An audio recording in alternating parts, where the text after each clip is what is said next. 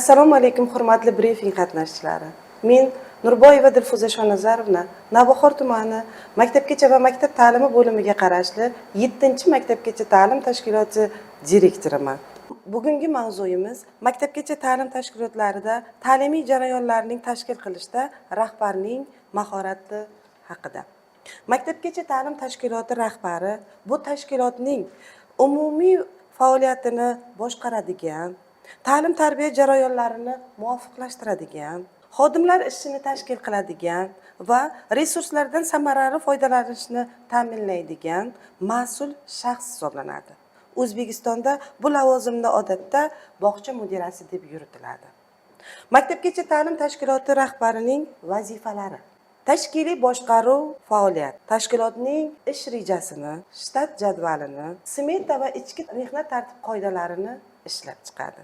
Pedagogik rahbarlik, tarbiyachilar, psixologlar, defektologlar va boshqa mutaxassislarning ishini muvofiqlashtiradi. Ta'lim sifati nazorati, o'quv tarbiya ishlarini metodik jihatdan to'g'ri olib borilishini ta'minlaydi.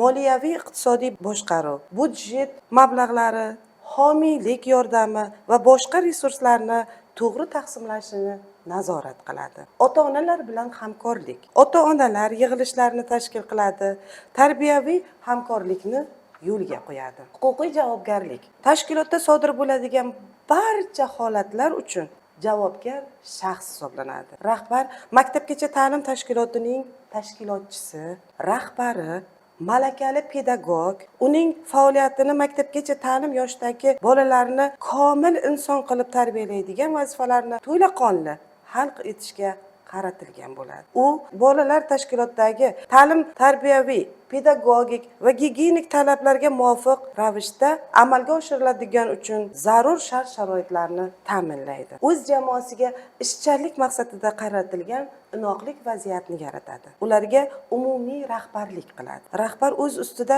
davlatimiz va maktabgacha va maktab ta'limi vazirligi tomonidan qabul qilingan qarorlarni, qonunlarga amal qiladi va o'z ustida ijodiy ravishda, muntazam ravishda ishlab boradi. Ayrim rahbarlarga xodimlaringiz sizga doimo bo'ysunadimi deb savol bersangiz, ular yo'q, doim emas, xodimlarim bilan til topisha olmayman deb javob beradi. Nima uchun? Balki rahbar xodimlarini to'g'ri tushuna olmayotganidandir. Demak, ba'zi rahbarlar to'g'ri ko'rsatma bera olmayotgandir. Kasbiy muloqotni to'g'ri yo'lga qo'ya olishi lozim. Bir-birini tushunishi xodimlarning umumiy aqliy rivojlanishi, madaniyatiga bog'liq bo'ladi. Ayrim xodimlarga bitta gap kam, ikkita gap ortiqchalik bo'ladi. Demak, ularga bir yarimta gapni topib ko'rsatma berish lozim. Har bir xodimning intellekt darajasini hisobga olib ko'rsatma berilsa, ular vijdonan bajaradilar. Ta'lim jarayonlarini samarali tashkil etish uchun rahbarning fikr almashish va boshqarish mahorati juda muhim ahamiyatga ega.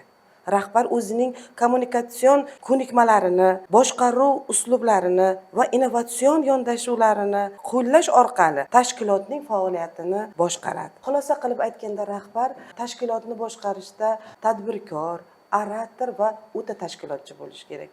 Shundagina o'sha tashkilotning faoliyati, muhiti juda ham yaxshi bo'ladi va ta'lim samaradorligi juda yuqori darajada bo'ladi. E'tiborlaringiz uchun katta rahmat.